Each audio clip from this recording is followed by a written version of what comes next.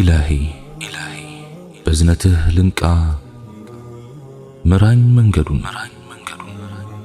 انداوك أسجلين ليازو جمل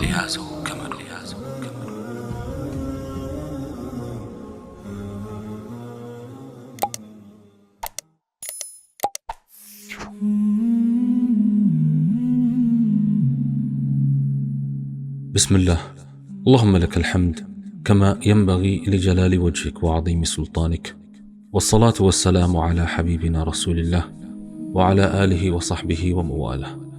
السلام عليكم ورحمة الله وبركاته. رب اشرح لي صدري ويسر لي أمري واحلل عقدة من لساني يفقه قولي. يالا ما سامنيا أمنون يعتبل الله سبحانه وتعالى بقرآن لمن إلال. أعوذ بالله من الشيطان الرجيم. قل هاتوا برهانكم إن كنتم صادقين እውነተኞች እንደሆናችሁ አስረጃችሁን አምጡ በላቸው። ሱረቱ ነምል አንቀጽ 64። ኢያስ ኢብኑ ሙዓዊያ አልማዝኒ በብልህነቱ ምሳሌ የሚደረግበት ወጣት ነው። ሰዎች ወደ እርሱ እየመጡ አንዳንዶቹ ለመፈተን፣ አንዳንዶቹ ለመደመም፣ አንዳንዶቹ ለማወቅ ሲሉ የተለያዩ ጥያቄዎችን ይጠይቁት ነበር። አንድ ዕለት አንድ ባለስልጣን መጣና ስለ አስካሪ መጠጥ ምን ትላለህ አለው። ሐራም ወይም ውግዝ ነው ሲል መለሰለት። ሐራም የሆነበት ሰበብ ምንድነው? ምክንያቱም መጠጥ ማለት በእሳት የፈላ እህልና ውሃ ከመሆን ያለፈ አይደለም። ሁሉም ነገሮች ደግሞ በኢስላም ለምግብነት የተፈቀዱ ናቸው አለው። ኢያስ ሰውየውን በክብር ስሙ ጠራውና ጨርሰሃል ወይስ የቀረህ ነገር አለ አለው። እርሱም ጨርሻለሁ አለው። ኢያስ በእጁ ውሃ ያዘና ይህን ውሃ ብረጭብህ ሊያሳምምህ ይችላልን አለው። በፍጹም ሊያመኝ አይችልም አለው። አፈር በእጁ ጨበጠና ይህን አፈር ብረጭብህስ ያሳምምሃልን አለው። በፍጹም አለ። አሁንም አንድ ጭብጥ ገለባ ያዘና ይህንንስ ብበትንብህ ሊያምህ ይችላልን አለው። ሰውየው አሁንም በፍጹም አለው። ኢያስ ይህን አፈር ውሃ አፍስሽበት ከዚያም ገለባ ጨምሬበት ባቦካውና እስኪደርቅ ድረስ ፀሐይ ላይ ባቆየው ከዚያም በርሱ ብመታህ አያምህምን አለው። ሰውየው ያኔም አያመኛል፣ እንዲያውም ሊገለኝም ይችላል አለው። ኢያስ የአስካሪ መጠጥም ሁኔታ እንዲሁ ነው። የተለያዩ ነገሮች በአንድ ላይ ሲሰባሰቡና ሲብላሉ ኃይል ፈጥረው አደጋ ስለሚያመጡ ነው ውግዝ ወይም ሐራም የሆኑት አለው። መናገር በመቻልና ማስረዳት በመቻል መካከል ሰፊ ልዩነት አለ። ሐሳቡን ሰዎች እንዲቀበሉት አሳማኝ አድርጎ ማቅረብ ደግሞ ከማስረዳትም በላይ ነው። ምክንያቱም ቃል ብቻ አይደለም፣ በውስጡ ሐሳብ፣ ስሜትና ድምፅ እንዲሁም የቀረበበት የቦታና የጊዜ ሁኔታ፣ ተናጋሪው በሰዎች ዘንድ የሚሰጠው ግምትና የተቀባዮቹ ሁኔታ የሚያበረክቱት ኃይል አለ። የነዚህ ሁሉ ውህድ ነው መልእክቱን ኃይል የሚያላብሰው ወይም ደካማ የሚያደርገው። ከዚህም የተነሳ አንድ ንግግር አሳማኝ ይሆን ዘንድ ሶስቱንም የንግግር ገጾች መመልከት ያስፈልጋል። ማለትም የተናጋሪው፣ የመልእክቱ ባህሪና የተቀባዩ ሁኔታ ሊታሰብበት ይገባል። የመጀመሪያው ጉዳይ ተናጋሪው ሰው ተቀባይነት እንዲያገኝ አንደኛ ከሁሉም በፊት የሚታመን ሰው መሆን አለበት። ይህ በጣም ወሳኙ ጉዳይ ነው። ብዙ ሰዎች ከነርሱ አንፃር የሚያምኑት እከሌ የሚባለው ሰው ተናገረው ሲባሉ በቀጥታ ይቀበላሉ። ሁለተኛው ተናጋሪው የሰዎችን ስሜት በማነሳሳት ችሎታው ላይ የሚወሰን ነው። ምክንያቱም ሰዎችን ወደ አንድ ነገር ስሜታቸውን መቀስቀስ ከተቻለ ማዘዝም ሆነ መከልከል ቀላል ይሆናል። ሶስተኛው የተናጋሪው ውጫዊ ሁኔታ የሚያበረክተው ድርሻ ነው። ማለትም የአለባበስ ሁኔታ፣ ተክለ ሰውነት፣ የሰውነት እንቅስቃሴ፣ የድምፅ ሁኔታ የማይናቅ ሚና አለው። ምክንያቱም ሰዎች መልእክት የሚቀበሉት በጆሮአቸው ብቻ ሳይሆን በዓይኖቻቸውም ጭምር ነው። አራተኛው የማሳመኛ ጉዳይ ማንም ሰው በንግግር ውስጥ እውነቱን እንጂ እኔነቱንና የሆነ አካልን መወገን የለበትም። በእንዲህ አይነት መልኩ የተቃኘን ንግግር ሰዎች በጥርጣሬ የመመልከት ስሜት ይፈጥርባቸዋል። አምስተኛው የሚናገረው ነገር እርሱ የሚያምንበትና የሚኖረው መሆን አለበት። ይሁንና እነዚህ ሁሉ ነገሮች የሚያስፈልጉት ለትላልቅ ጉዳዮችና ለአዳዲስ ሐሳቦች እንጂ ለተራና ለተለመዱ ነገሮች አይደለም። እንዲሁም አድማጮቹ የበሰሉ በሚሆኑበት ጊዜ ይህን ያክል አስፈላጊ ሊሆኑ አይችሉም። ምክንያቱም የበሰሉ ሰዎች በሐሳቡ ትክክለኝነት ላይ እንጂ በሌላው ላይ ይህን ያክል አያተኩሩም። ሁለተኛው ጉዳይ መልእክቱ ነው። መልእክቱ ደረጃ በደረጃ የሚነገር መሆን አለበት። እንዲሁም በምሳሌዎች፣ በታሪኮች፣ በማጣቀሻዎችም የታጀበ ሊሆን ይገባል። ደል ካርኔጌ ንግግር በአምስቱ ጥያቄዎች መደላደል ላይ ሆኖ የእነርሱን መልስ የያዘ ከሆነ ይበልጥ አሳማኝነቱ ይጨምራል ብሏል።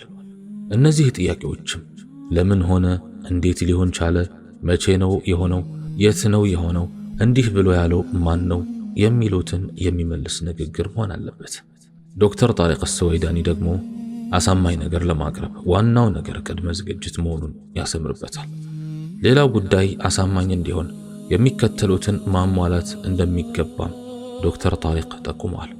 አንደኛ፣ ምክንያታዊነትን የተከተለ መሆን አለበት። ሁለተኛ፣ ለሆነ ነገር መፍትሄ የሚሰጥ መሆን አለበት። ሶስተኛ፣ ማስረጃ የተላበሰ መሆን አለበት። አራተኛ፣ የቅርብ ጊዜ ጥናት መሆን አለበት። አምስተኛ፣ በቀላል መንገድ መገለጽ አለበት። ስድስተኛ፣ የሰዎችን ጉዳይ በያዙ ነገሮች ላይ ማተኮር ይገባል። ሰባተኛ፣ ሊካተቱ የሚገባቸው ነገሮችን የያዘ መሆን አለበት። ምክንያቱም የአንድ ወገን ትኩረት ሁሉን ያካተተ ስለማይሆን ሊያሳምን አይችልም። ነቢዩ ሙሐመድ ዓለይሂ ሰላቱ ወሰላም አሳማኝ አድርጎ የማቅረቡን ሥራ በከፍተኛ ደረጃ ትኩረት ከመስጠታቸው የተነሳ መልእክታቸውን በብዙ አይነት መንገድ ያቀርቡ ነበር። ለምሳሌ በማነጻጸር፣ ህሊናን ሞጋች በማድረግ፣ ምክንያታዊነትን በመከተል፣ የአስፈላጊነት ቅድመ ተከተልን በመጠበቅ፣ ጥርጣሬን በማጥፋት፣ የመንጋ አመለካከትን በጥንቃቄ በማስተናገድ፣ የሰዎችን ፍርሃትና ጉጉት መንካትና ማነሳሳትንም ይጠቀሙ ነበር። ለዚህም ነው የነቢዩ ሙሐመድ ሰለዋቱ ረቢ ወሰላሙሁ ዐለይህ ንግግሮች በአንድ ወቅትና ሁኔታ ላይ የሰዎችን ልቦናና አእምሮ የመማረክና በቀላሉ የማሳመን ጉልበታቸው ከፍተኛ የሚሆነው። ሶስተኛው ጉዳይ ተቀባዮቹን የሚመለከተው ነው። ሰዎችን እንደየደረጃቸው ማናገር፣ እነርሱን የሚመጥን አቀራረብና አስረጅን ማቅረብ የመጀመሪያው ጉዳይ ነው። ሁሌም ቢሆን ንግግራችን ሰዎች በአእምሮአቸው ውስጥ ካለውና ከሚያውቁት መለኪያ ጋር የሚቀናጅና የሚሄድ መሆኑን ማስተዋል አለብን። ነቢዩላህ ኢብራሂም ዓለይሂ ሰላም ከነምሩድ ጋር እና ነቢዩላህ ሙሳ ዓለይሂ ሰላም ከፊርዓውን ጋር ያደረጉትን ክርክር በቁርአን ውስጥ ስትመለከቱ ኢብራሂምም ሆኑ ሙሳ ሞጋቾቻቸውን የሚመጥን አቀራረብ ማድረጋቸውን በግልጽ ታያላችሁ። ሌላው እውነታ በንግግር ጊዜ ሁሉም ሰው ክብሩ፣ ስሜቱና ታሪኩ በጥንቃቄ እንዲያዝለት የሚፈልግ መሆኑን ሰዎች የማይታገሷቸው ነገሮች እንዳሏቸው ማወቅ ያስፈልጋል። በተጨማሪም ሰዎች አንድ አይነት ባለመሆናቸው የተለየ አቀራረብን የሚፈልጉ መኖራቸውንም መርሳት የለብንም። ይህ ሁሉ ሆኖም ሁሉም ሰዎች ሊቀበሉን እንደማይችሉ ማወቅ አለብን። የሚቀበሉንም ቢሆኑ ወዲያውኑ እንዲቀበሉን መጠበቅ የለብንም። ይህ ለነቢያት እንኳን ያልተሳካ ጉዳይ ነው። አንዳንድ ንግግር አድራጊዎች ዕውቀትም እያላቸው የንግግር ችሎታ ከማጣታቸው የተነሳ ሰዎችን ከእውነታው የሚያርቋቸው መሆኑን ጥናቶች ገልጸዋል። የዚህ ምክንያቱ ይላሉ፣ አንዳንዶቹ ራሳቸውን ደስ በሚያሰኛቸው ነገር ላይ ብቻ ያተኩራሉ። አንዳንዶቹ ጥቃቅን ነገሮችን የማሳበጥ አባዜ አለባቸው። አንዳንዶቹ በራሳቸው ግንዛቤ ውስጥ ያልገባውንና በቂ መረጃም የሌላቸውን ነገር በመቅዳት ብቻ ለማሳመን ይሞክራሉ። አንዳንዶቹ የአድማጭን ሁኔታ ማለትም ዕድሜ፣ ዕውቀት፣ ባህል፣ ጾታና የመሳሰሉትን ነገሮች ታሳቢ ሳያደርጉ በአንድ አይነት መንገድ ይቃኛሉ። አንዳንዶቹ ቋንቋ የመቀላቀልና የሙያ ቃላትን ያለ ቦታቸው የመጠቀም ችግር አለባቸው። ምክንያቱም ቋንቋ መቀላቀል አስፈላጊ የሚሆንበት ቦታ ሊኖር ቢችልም ብዙውን ጊዜ ግን እንዲህ አይነት ነገር አንዱን ቋንቋ በሚገባ አለማወቅን ወይም አድማጮቹ በተናጋሪው ላይ ኩራትን እንዲያሸቱ ስለሚያደርጋቸው መሆኑን አውስተዋል። አንዳንዶቹ ደግሞ ጥሩ ሐሳብ ቢኖራቸውም በራሳቸው የማይተማመኑ ናቸው። አንዳንዶቹ ቃላትን አይመርጡም፣ ሌሎቹ ፌዝና ኃይለኝነትን ከሚያንጸባርቁ ቃላት አይርቁም። አንዳንዶቹ የሌሎች ሰዎችን ሐሳቦች ባይቀበሉ እንኳን ለማዳመጥ ፈቃደኛ አይሆኑም። የራሳቸውንም ሐሳብ በመረጃና በተጨባጭ ነገሮች ላይ አያወግሩትም። እንዲህ አይነት ሰዎች የሰዎችን ስሜት ከመግዛት ይልቅ እልህኛና የውስጥ ተከራካሪነት እንዲጭርባቸው ከማድረግ ያለፈ አዎንታዊ ነገር ማምጣት አይችሉም። አንዳንዶቹ ሰዎች ደግሞ ስህተቶችን ወይም ስህተት ብለው ያሰቡትን ነገር ሲያቀርቡ በመጮህ በድንፋታና በመሳደብ ስለሚሆን አድማጮቹ በንጽህናቸው በስብዕናቸውና እውነትን ፈላጊ በመሆናቸው ላይ እምነት እንዲያጡ ያደርጋቸዋል። እንዲያውም ይህን መስክ ያጠኑ ምሁራን እንደሚሉት ከሆነ በደረቅ እውነታ ላይ ከመንጠልጠል ይልቅ የሰዎችን ወዳጅነት መጠበቅ ይበልጥ መልካም እንደሆነ ይናገራሉ። ከላይ የተጠቀሱት ሁሉም ነገሮች ትክክለኛው ተግባቦት እንዳይኖር እንቅፋት መሆናቸው እሙን ነው። የሆነ ሆኖ አንድ ሰው ሐሳቡን በጥሩና አመኔታ ባለው መልኩ ካቀረቡ ሰዎች የማይፈልጉት ጉዳይ እንኳን ቢሆን የሚለውን ንግግር ዋጋ እንዲሰጡትና እንዲያስቡበት ያደርጋቸዋል። ያለምንም ማሳመኛ እመኑኝ ማለት ግን ከአግባብነት የራቀ ነው።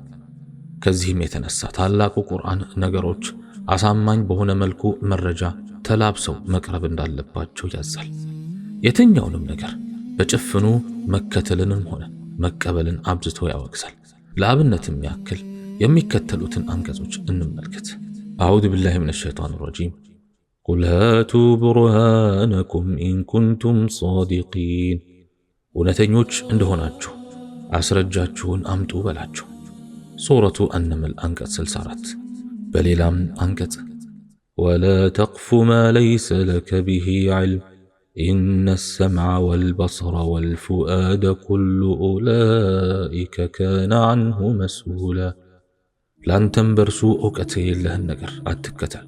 መስሚያ፣ ማያም፣ ልብም እነዚህ ሁሉ ባለቤታቸው ከነሱ ተጠያቂ ነውና። ሱረቱል ኢስራ አንቀጽ 36። በሌላም አያ ቁል ሀል ዐንደኩም ሚን ዒልሚን ፈቱኽሪጁሁ ለና ኢን ተተቢዑነ ኢላ ظነ ወኢን አንቱም ኢላ ተኽሩሱን። ለእኛ ታዘልቁልን ዘንድ ማጋራታችሁን ለመውደዱ እናንተ ዘንድ እውቀት አለን? ጥርጣሬን እንጂ ሌላ አትከተሉም። እናንተ ዋሾች እንጂ ሌላ አይደላችሁም በላቸው። ሱረቱ አልአንዓም አንቀጽ 148። በአጭሩ አሁን ከተናገርናቸው በአጠቃላይ የሚቀሰመው ትምህርት እንደሚከተለው አቀርባለሁ። አንደኛ፣ የእውቀት ምንጮቻችን ትክክል ለመሆናቸው አሳማኝ መረጃ ሊኖረን ይገባል። ሁለተኛ፣ መስማት፣ ማየትና ማሰብ ዋና ዋናዎቹ እውቀትን፣ እውነትንና እምነትን የማግኛ መስመሮቻችን ናቸው። ሶስተኛ፣ ብዙ እውቀት አለው የሚባለው ሰው የሰማ የተመለከተና ያሰበ ሰው ነው። እውቀት የሌለው ማለትም ብዙ ያልሰማ ያልተመለከተና ያላሰበ ሰው ነው። አራተኛ፣ የሚሰማ ጆሮ፣ የሚመለከት ዓይንና የሚመረምር አእምሮ አላህ የሰጠን ነገሮችን አጣርተን እንድንወስድ ነው። አምስተኛ፣ እውነትን ከማስረጃ ብዛት ጋር እንጂ ከደጋፊ ብዛት ጋር የለም። ደጋፊነት በራሱ ማስረጃ አይደለም። ስድስተኛ፣ ደረቅ መከራከሪያንና ጥርጣሬን መመርኮዝ እውነተኝነትን አያሳይም። አላህ ስብሓንሁ ወተዓላ እኔ በተናገርኩት እናንተም በሰማችሁት የምንጠቀም ያድርገን። سبحانك اللهم وبحمدك أشهد أن لا إله إلا أنت أستغفرك وأتوب إليك وآخر دعوانا أن الحمد لله رب العالمين والسلام عليكم ورحمة الله وبركاته.